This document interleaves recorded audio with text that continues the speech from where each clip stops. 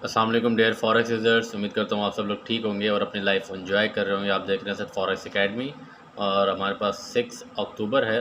ठीक है, तो गोल्ड का एक आउटलुक दे देता हूँ। वीकेंड चल रहा है, कल मंडे गोल्ड की ओपनिंग है। तो सबसे पहले एक ओवरव्यू बता देता हूँ कि हमने पिछले हफ्ते जो गोल्ड की ट्रेडिंग का हमारा सिनेरियो था वो ये था, कुछ ऐसा था। ठीक है, मल्टीपल टाइम जो थी वो रिजेक्शंस थी यहाँ से 26-70 से मल्टीपल टाइम्स नहीं, मतलब कि बहुत ज़्यादा टाइम्स में। ठीक है, यहाँ से रिजेक्शन थी और हमारे पास एक करंट लिक्विडिटी थी। ठीक है, वैलिड लिक्विडिटी थी, वो हमारे पास थी 26-24। उसके बाद गोल्ड जो है ऊपर ही रहा, उसके बाद नीचे नहीं आया। तो एनएफपी न्यूज़ में भी हमारे साथ यही रहा कि अक्सर लोग जो थे वो ट्रैप हुए थे बाय की साइड पे, और स्ट्रक्चर भी बाय साइड का ही था। लेकिन अगर टेक्निकली अगर देखा जाए, और सॉरी एसएमसी के साथ अगर देखा जाए, तो गोल्ड जो है वो बेरिश था। हमारे पास क्या प्लान था कि हमने लिक्विडिटी क्रिएट की हुई थी कि 26-24 में गोल्ड आने के चांसेस हैं।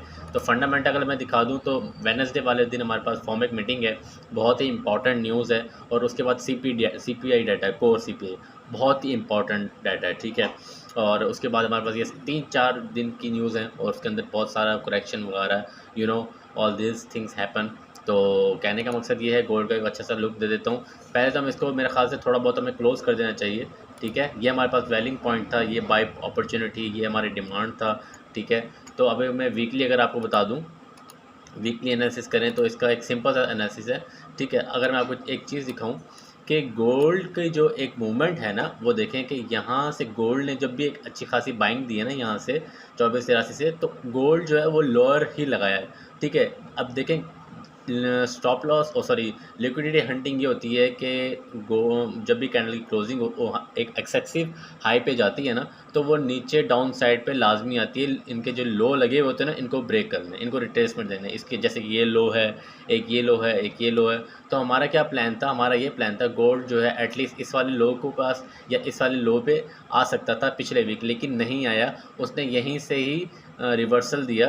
और अगर मैं आपको बताऊंगा तो सारी चीज़ें वाज़ेह हो जाएंगी। ठीक है, तो ये देखें, एक मिनट में इसको, मुझे लगता है मुझे इसको क्लोज़ ही करना पड़ेगा, ये मूव ड्राइंग। ठीक है, अब ये देखें, ठीक है, कैंडल की अगर ये क्लोजिंग थी ना, तो एटलीस्ट कैंडल को यहाँ पे शिफ्ट हो जाना चाहिए था डाउन साइड पे। ठीक है, यहाँ तक एटलीस्ट आना चाहिए था, जो कि वो नहीं आई, क्योंकि उसने लो नहीं ब्रेक किया। ठीक है, तो ये सारा सिनेरियो गोल्ड का वीकली ऐसा रह सकता है। ठीक है, तो हमारा क्या प्लान है, हमारा ये प्लान है कि सबसे पहले हम एक्सटर्नल लिक्विडिटी, एक तो एक्सटर्नल ये आ गई हमारे पास। ठीक है, और अगर हम इंटरनल निकालें तो ये हमारे पास लो अच्छा खासा लो है। ठीक है, ये लो जो अगर ब्रेक करेगा 26, ये वैलिड पॉइंट्स हैं दोनों। ठीक है, तो अगर इसको मैं 4 आवर के टाइम फ्रेम में दिखाऊं, तो जैसे मैंने आपको बताया कि ये हमारे पास वैलिड पॉइंट है। गोल्ड जो है इस वाले एरिया को ब्रेक करता है डाउन साइड पे, तो वीकली तो हम डायरेक्ट सेल साइड पे जाएंगे। जो कि हमारे पास एक अच्छा पॉइंट कौन सा था, जो कि मैंने आपको बताया था 4 आवर के चार्ट में, ये वाला, जहाँ पर हमारे पास ये फ्रेश ऑर्डर ब्लॉक है। ठीक है, यहाँ से ये 2500।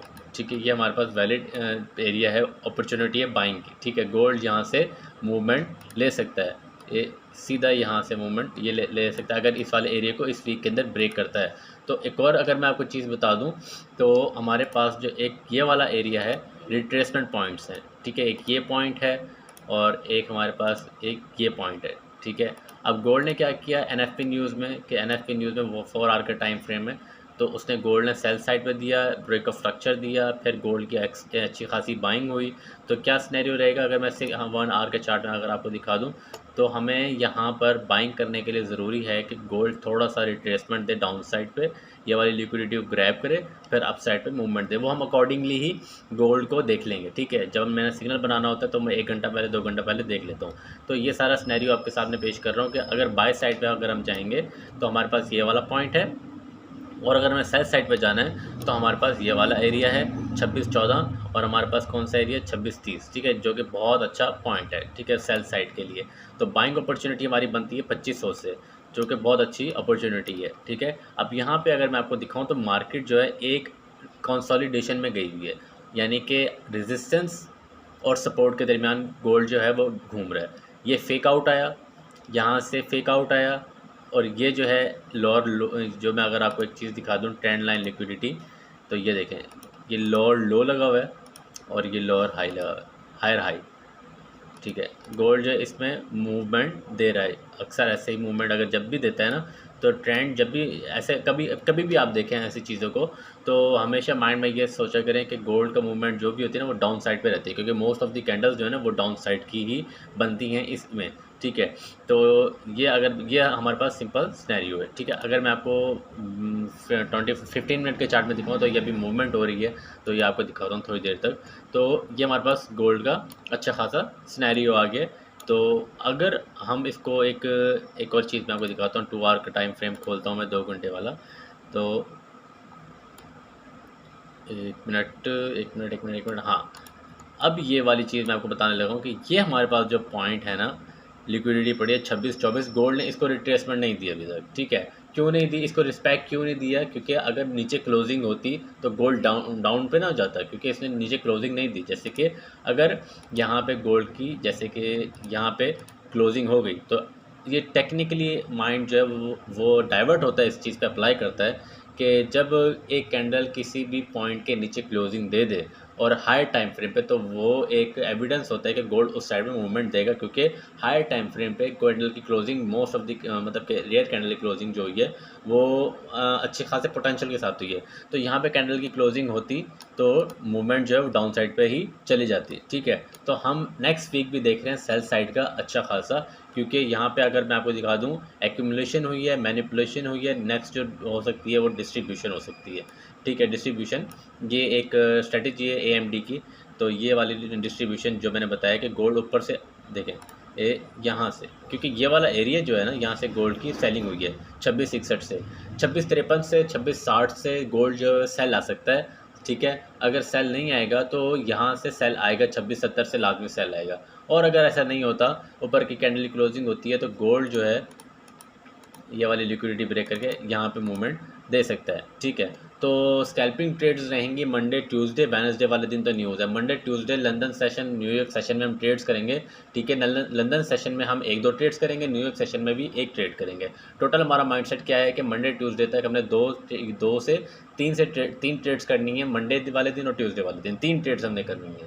ठीक है, ये हमारा रिस्क रिवार्ड हो जाएगा। ठीक है, मतलब कि एक हमारा प्लान हो जाएगा। मेरा पर्सनली प्लान ये है कि मैं 3 ट्रेड्स करूँगा, ज़्यादा ट्रेड्स नहीं करूँगा। ज़्यादातर मैं ट्रेड्स करूँगा उसमें न्यूज़ वाले दिन करूँगा। ठीक है, तो हमारा गोल्ड का सिनेरियो है, सिंपल सा सिनेरियो ये रहने वाला। ठीक है, यहाँ पे अगर मैं आपको दिखा दूँ, ये लिक्विडिटी पड़ी है, यहाँ से चेंज ऑफ करेक्टर आया, यहाँ से गोल्ड ने ब्रेक ऑफ स्ट्रक्चर दिया। देखें, ब्रेक ऑफ स्ट्रक्चर देने के बाद लिक्विडिटी टैप हुई उसी पॉइंट पे, उसी सपोर्ट पे, और गोल्ड ने अच्छा खासी मूवमेंट दे दी। जब भी चेंज ऑफ करेक्टर होता है तो गोल्ड जो अपसाइड में मूवमेंट देता है, वो हमें एक पॉइंट देता है कि लिक्विडिटी स्वीप हुई है, स्वीप होने के बाद उसी एरिया पे आया है रिट्रेसमेंट देने, फिर गोल्ड जो अपसाइड पे मूवमेंट कन्फर्मेशन हो गई है। तो हमारा सिंपल सिनेरियो ये रहेगा। ये 15 मिनट का चार्ट जो है वो ओपन होने वाला है।